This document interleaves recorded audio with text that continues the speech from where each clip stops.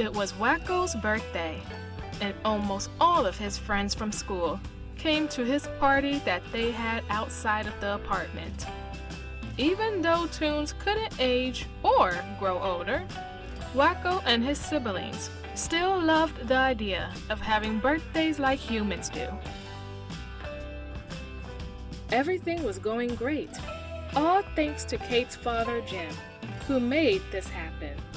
But before they got ready to sing happy birthday, Jim told his grandson that he had a surprise for him, leaving the little guy excited and wondering about what it could be. Was it the world's biggest cake? Was it a supermodel wanting to go on a date with him? Was it a new anvil? No. Instead, coming up to the parking lot was a tiny car that looked like a mouse. It made funny honking noises and did a few laps around the lot, making the kids laugh and smile. Everyone but Wakko and his family. The couple knew what the surprise was going to be, but they weren't told about it, and they had to stop it before their son freaked out. Wakko stood there frozen. He couldn't move, couldn't breathe. How could his own grandpa do this to him? Was this some kind of joke? The couple tried to get through the crowd to get to Wakko, but it was too late. The car stopped, the door opened, and out stepped a clown. As the clown was doing his thing, Jim had the biggest smile face while clapping his hands and feeling like he just made the party better. Well, kiddo, what do you think? Mommy! Wakko cried as he ran into his mother's arms. Kate picked him up and rubbed his back, trying to get him to calm down. She then turned to her father, not too pleased about what he did. As she went upstairs to the apartment, Jim just stood there, not sure what he did wrong. Later that night, as the kids were asleep, the adults were up talking. Dad, I cannot believe you just did that. What? When I was a kid, everyone had a clown for their birthday. Well, things have changed, Dad. Wakko was terrified of clowns. I just really wish you would have told us this before doing all that. Which reminds me, I better call Dr. Scratch and Sniff for tomorrow. What? Why? Because he can help Wakko for what he went through today. The kid saw a clown. It's not like he was in a North Korean prison. Look, Dad, can you just... But before Kate could finish, she heard Wakko calling for her from his bedroom. So she stepped out to see what the problem was. I just don't understand this idea that parents put their kids in therapy over the littlest things. Well, it's because some parents don't have the answer for everything. It's better than just bottling up inside. Don't they have books for that? Kate then walked into the kitchen, not too happy. Well, Dad, I hope you're satisfied. What? Your grandson had a nightmare. Okay, so what? Lots of kids have nightmares. When I was a boy, all my mother would do was tell me that there's no such thing as monsters and send me back to bed. That's very interesting. But just how are we supposed to do that with clowns? Look, Dad, just let me and Bobby do the parenting. We know how to handle this kind of stuff. After hearing that, Jim was heartbroken. He was only trying to help. Things had changed a lot since he was a kid, and looking at it, it seemed ridiculous. I mean, you couldn't even yell at a child without someone screaming about abuse. But still, there had to be a way to help his grandson out. The next morning during breakfast, Jim was reading the newspaper when he came across an article about the circus being in town, which gave him an idea. Say, Kate, I saw something in the paper about an ice cream shop having a 50% off sale. By any chance, can I take Wakko with me? You know, just to make it up to him about yesterday. What are we, chopped liver? Why can't we come? Ah, boy, what are you complaining about? You can't even eat ice cream. Anyways, yes, Dad, you can take Wakko with you. I can eat ice cream. Why can't I come? Because we have a big cake in the fridge that needs to be eaten. But Mom! Look, next time one of y'all gets scared, we can all have ice cream, okay? As Jim and Wakko went out for a drive, Wakko couldn't wait to get a hold of some delicious sweets. But when they passed by the ice cream shop, he was confused.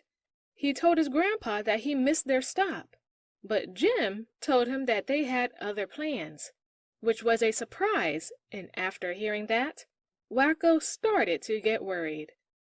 As they pulled up to the circus, Wakko started to panic once again, but his grandpa put his hand on Wakko's shoulder and tried to get him to settle down. Look, kid, I know yesterday didn't turn out so well, but I really want to be there for you and your siblings, and how I want to do that is by helping you overcome your fear of clowns. We'll have a nice time, eat some snacks, and watch the show. What do you say? Wakko wanted to say no, but knowing that Grandpa was trying to help out, he agreed. When they got inside, everything seemed to be going okay at first, with the animals, the acrobatics, and the food. But as soon as the clown showed up, that was when things hit the fan. Wakko freaked out and tried to run away, but Jim grabbed him by his tail and pulled him back. He sat Wakko on his lap and held him tight, but that just made him freak out even more. Grandpa's home. I want to go home. But before Jim could say anything, Wakko threw up, giving Jim no choice but to get him out of there. That night, as the family was in bed, Kate stormed into the living room where her dad was sleeping on the couch, not too happy with the news she just got. Dad. Dad. Dad! What's going on? Dad, Michael just had a nightmare. Okay, and why are you waking me up for that? Because he said it was caused from you taking him to the circus today. After hearing that reply, Jim knew he was in for it now. Dad, please, those kids have already been through enough as it is, and what you're doing is not helping at all. And if I hear you butting in one more time, I am buying you the first plane ticket home. You understand? Yes. After Kate went back to bed, Jim laid there feeling horrible again.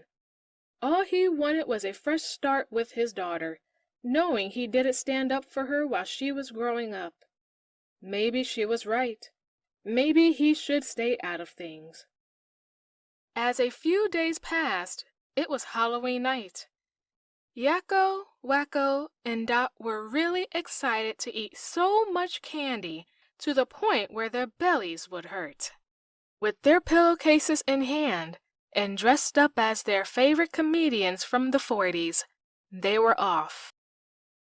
As they walked down the streets and were deciding on which house to go to, Wakko heard a sound coming from the sewer that almost sounded like laughter. When he got closer, that's when he met up with another clown named Nickelwise. Back at the house, hours went by, leaving the adults worried that something must have happened. But before calling the police, the front door opened and there were the children. Home. The parents were so relieved as they hugged them and asked them where they had been. Sorry, Mom, I guess we lost track of time. We were having fun with our new friend. Oh, really? Who was it? Nickelwise, the dancing clown. A clown? Oh my god, baby, are you okay? Do you need anything? Your teddy bear, Dr. Scratch and Sniff? As Kate was going on and on, not realizing how tightly she was holding him, Wakko broke out of her grip to tell her something. Mom, it's okay. I think meeting Nickelwise did something to me. I got to face my fear like Grandpa said, and, well, I'm not scared of clowns anymore. Kate couldn't believe what she had just heard. She was so proud of her son. As Jim got his bags packed and ready to leave for tomorrow, Wakko ran over to his grandfather to give him a hug and told him about the night they had.